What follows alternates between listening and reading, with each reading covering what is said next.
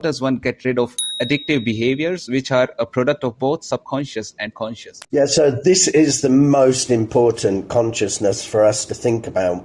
How do we accept failure gracefully when our mind is unable to accept the defeat? There's a Buddhist story that explains this.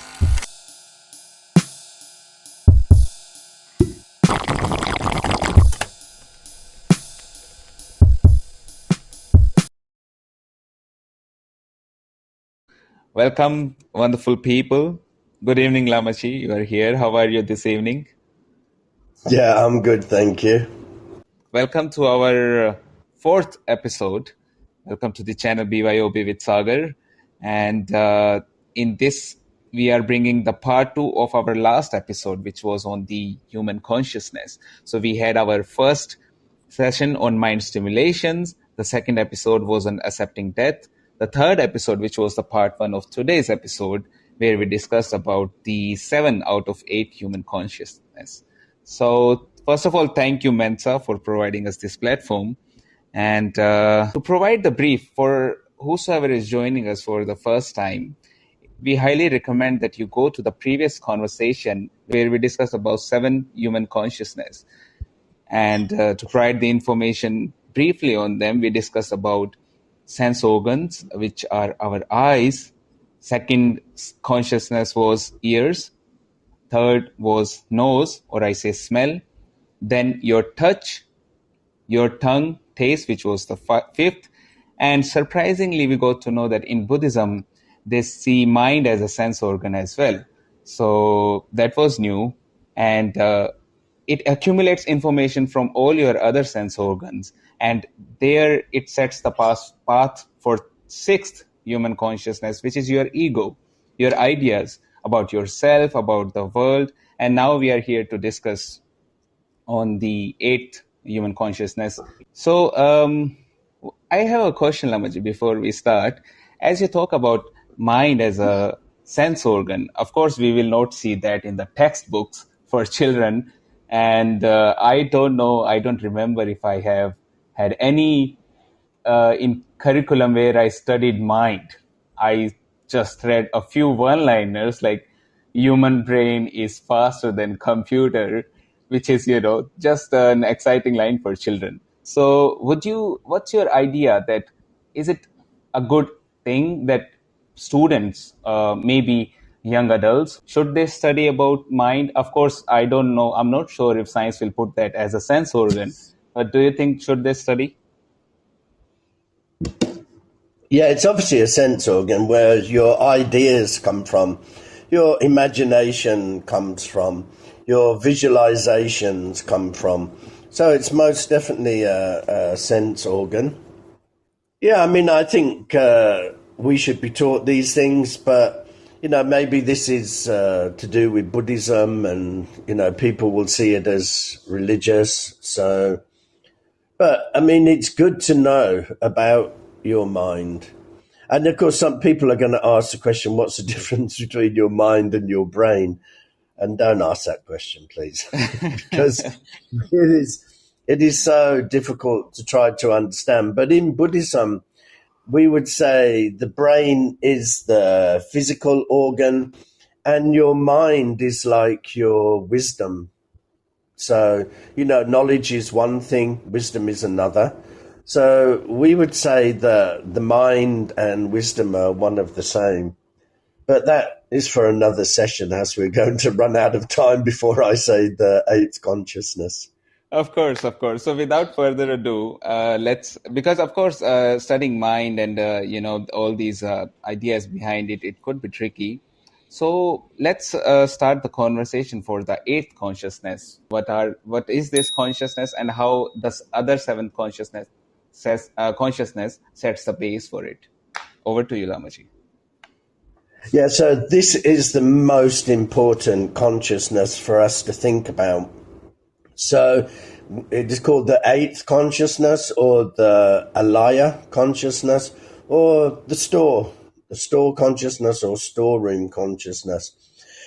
Everything that you've ever taken in through your senses. So everything you've ever seen, everything you've ever smelled or tasted or heard or touched or imagined, all get stored in that eighth consciousness. Now, they get stored there as a potential. So if you see something once or hear something once or do something once, it's stored there just as a potential. And it could stay there for the rest of your life. They never come out of that eighth consciousness. Everything you've taken in goes into there and stays in there. But if you say you saw something, so you saw a violent video game, and all that violence was stored in your mind as a potential for later on, and you saw the video game again and again and again, what you're doing is watering that potential. Once you start to water that potential, it starts to become a pattern of behavior for us. It starts to become a habit. And that is why when people say to me that, kids playing violent video games, it's okay, it's only for fun, it's not real. But the problem is that they get sanitized to it. Excuse me, I have a bit of a chest infection. They get sanitized to that violence. I'm not saying that every child that sees a video game will go out and do something violent, but the potential is now there. It's planted in that eighth consciousness. Now, I don't want you to think that there's one spot in your brain that is where the eighth consciousness is. Of course, we all know that things are spread out all over our brain, and different sense organs have different places where they store information. But the point is, it is stored. And the danger here is that we don't know what is stored, and there is absolutely no way of directly getting in to that. So there's no way of actually getting into the eighth consciousness. So Freud would probably call this the unconscious mind. And I think it was Carl Jung, wasn't it, who talked about the shadow. So, which is also from our eighth consciousness. So we don't know what's in there. So directly we can't see what's in the eighth consciousness. But we should know that everything gets stored in there. I'll just tell you a story just to, reiterate this point. My mother, when she was 86, she got Alzheimer's. And of course, they can't remember short-term things. They remember long-term things. So one day she started crying and she was really upset. And my father asked her, "Why are you getting upset? What has happened?" And she mentioned a girl's name. And she said, "She's been saying these things behind my back." And my father says, "When was that?" And she said, "Yeah, when I was in, class 8 or class 9 or something." My mother had picked those memories up from when she was 14. So it means that those memories, that incident, is stored somewhere in her mind, and it stayed there as a potential. And it only came back to light, of course, when she got her Alzheimer's. So there is plenty of proof that everything that we take in from our senses gets stored. And once that happens, then if we keep doing the same pattern of behavior, it means that it becomes a habit for us. So if we can't look at it, if we don't know what's in there and we can't directly see it, how can we deal with it? So we can deal with it in an indirect way. So you can deal with it in meditation. Now, if any of you have ever done meditation or do meditation, then you'll know that certain times, particularly when you're on retreat, some rather disturbing thoughts come up in your mind and you think, whoa, why would I be thinking that? Where is that coming from? Well, where it's coming from is your eighth consciousness. So though you can't directly see it, you can indirectly see certain things that are in there through meditation. You can also see when you're mindful. Remember on Wednesday, Sagar, you started the session by quoting Carl Jung and saying that we need to bring the unconscious into the conscious. So the way that we can do that, and I spoke a little bit about it on Wednesday, is by being mindful, by bringing awareness to what we're thinking, what we're doing. Because when you stop and you look at your behavior and you question your behavior or you question your thought process, then you can see, excuse me, then you can see again that it's there. So indirectly, we can see again those patterns of behavior, and we can do something about it because we've now brought that unconscious into our conscious mind. So then we have a choice. Do I follow that or do I change my patterns of behavior? And we can also indirectly work on the eighth consciousness in the evening when we can just sit quietly and do a reflection practice and just reflect over certain things that have happened during the day. You don't have to reflect over everything, but reflect over key things, and particularly things where you weren't very happy with your behavior, you weren't happy with what you said or what you did or your thought process, because again, you're bringing that pattern of behavior into your conscious mind. When things are in our conscious mind, when we're aware of them, we can change them. It's when they stay in the unconscious mind that we just blindly follow them. So when we're being pulled by that unconscious mind, it's just we are reacting. When we've brought things into the conscious mind, it means we are now responding because we have a choice. Follow that old pattern of behavior or make a new pattern of behavior. Now remember, I think I've said this in one of the sessions before, that our brain is just really a pattern machine, looks for patterns. There is so much information that is pumping in through our senses that, we clearly can't get engaged with everything that comes in. So we have to filter. So when an incident comes up, when something happens, some experience happened, your brain looks for what did you do last time? Or what did you do in a similar situation? And then you do that. So it means if whatever has happened before and stored in that eighth consciousness, that is where your brain is going to keep jumping to. And until you bring that unconscious into the conscious, and until you start trying to change your patterns of behavior, then you're always going to be led by this eighth consciousness. Now, you can never clear out, but what we can do, if you're a good, kind, caring, compassionate and empathic person, then that's what's going in there. If you're not reading awful things and you're not looking at terrible, bloodthirsty movies or video games, then you're not putting that into your eighth consciousness. So it is your mind, yeah. And the whole point of understanding about this eighth consciousness is that it is your mind.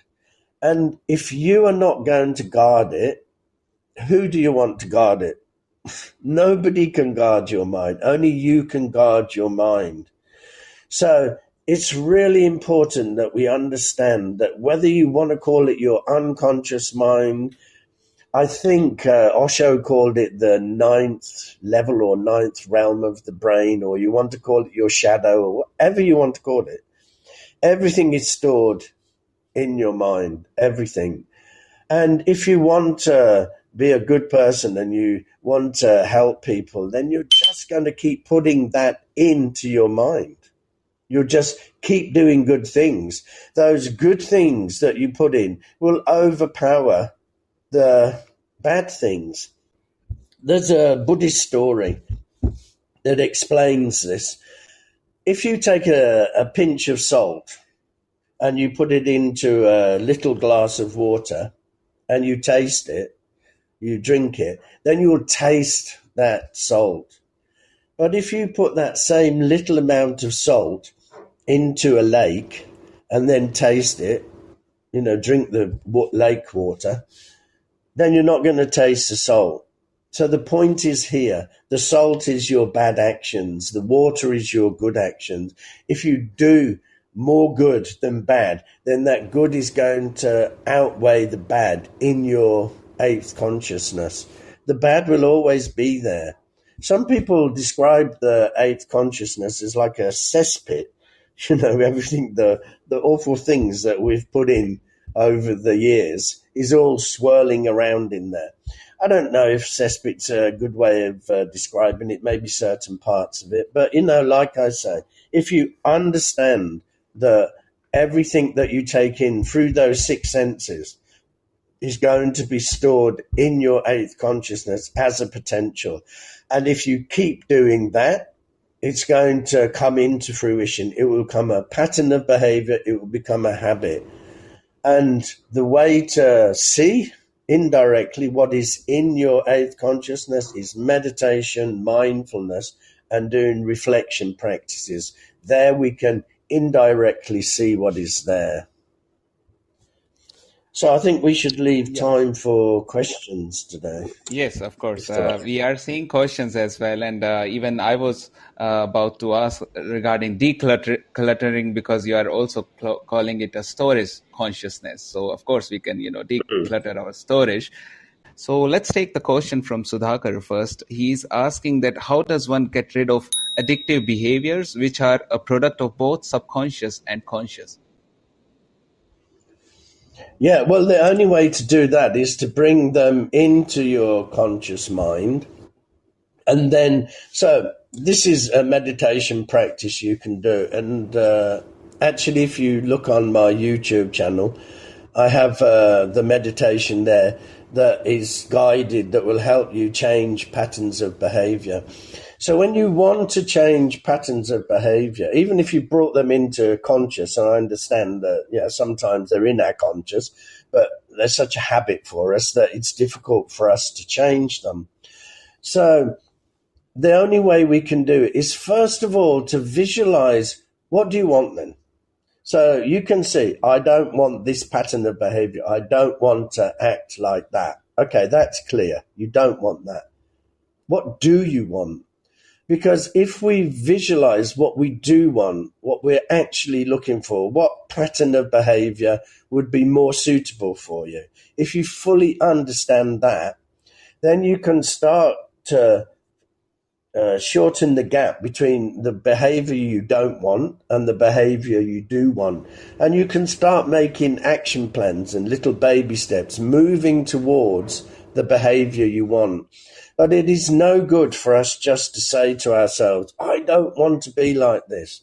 It's no good saying, I don't want to be an angry person, and then do nothing about it. Because guess what? Nothing will change. So if you don't want to be an angry person, what do you want to be? Visualize it. Visualize, what would it feel like? How would it affect me? How would it affect other people around me? And once you visualize, you understand what you do want, then you look, how do I get from what I don't want to what I do want? And just do action plan, little baby steps, change, little bit, little bit, little bit, bringing it more into your conscious mind, setting an intention that I want to change, I want to do this. That's how you can change your patterns of behavior. I think reflection practice can also help into the same a lot, because when you go to your bed and you see that, okay, these are the actions I have taken today and how I want to change it. So over the time, we will be able to more aware on all the actions we take part in, or the steps we do. So that is another way also to put in. So we have a question from Amisha, and she's asking, how do we accept failure gracefully when our mind is unable to accept the defeat? Yeah, you see, there's two awful words there, that failure and defeat. I mean, we just don't like those words. I mean, nobody likes to feel failure. Nobody likes to feel defeated. But are we really a failure? Maybe you tried something and it didn't work. It doesn't mean it's a bad thing. It is so, so good to, if you tried something, then fantastic. Well done for trying something. There are many people who are so scared of failure that they don't even try. That is ridiculous. Failure isn't a bad thing. I think in the UK, and Tom is here from Ireland, so I think that he would probably say the same, that failure is not looked upon as a particularly good thing over there. But if you go to America, people just say, well, yeah, great, you tried, now try something else. So I think, there's states of mind. I think you should, instead of saying, oh, I've defeated, oh, I'm no good, is to talk more positively to yourself. Talk to yourself in a supportive way and say, I tried. Okay, I failed, but I tried. And I understand that this isn't for me or this isn't going to work. So then look at, what can I do then? What is for me? Remember, we can't do everything. None of us are, talented in everything. There are certain things that we're good at. Sagar is good at going out drinking, and I'm good at meditating. So there's always things that we are good at. So don't see it as defeat. Just see it as, okay, I tried. It's great. I'm glad I tried, and I'll think of something else to do. So don't let failure stop you, or the thought of failure stop you doing something. Get out, do it. If it fails, okay, it fails. Nothing wrong. Then lessons learned. Move on. Thanks for introduction, by the way. I think that's why I kept that name as BYOB with Sagar. Maybe we should allow people to sit with the drink. I don't know, what do you have to say regarding that? So I was reading one, a pilot's training, and it was mentioned there that the human brain is not capable of, assessing the negative things. For example, if I say, don't think of a tiger, but your mind will start thinking about that. So the messages you are Uh, sending to your eighth storage or to yourself in your seventh consciousness as well, that I am a failure or all these things, I think the action will start happening in that direction only. So very well said yeah, on no, that's definitely true. Yeah, sending the that is positive definitely messages to true. yourself. Yeah. Whatever you think, you think and then the action is done. We never do actions without thinking, even if that thinking is in from your unconscious or your subconscious mind. We always think before we act. And it's true enough that if you say to yourself, oh, today is such a bad day, what you're doing is telling your brain today is a bad day. And your brain will then keep looking at things to reinforce that. And it will say, look, there you are, see, bad day. Another thing, bad day. But if you say to yourself, yeah, I'm going to be positive today and I'm going to look for the positivity, then that is what your brain is going to look for. So there's only 30 seconds, so I'm going to shut up now. I think few of the comments are coming, and we can definitely keep a session where we talk about these feelings and how exactly we react to it and what can be done to change that. So thank you, Lamachi. Thank you for all the listeners. Thank you for joining. Thank you for giving us your 20 minutes, and I hope it's adding value.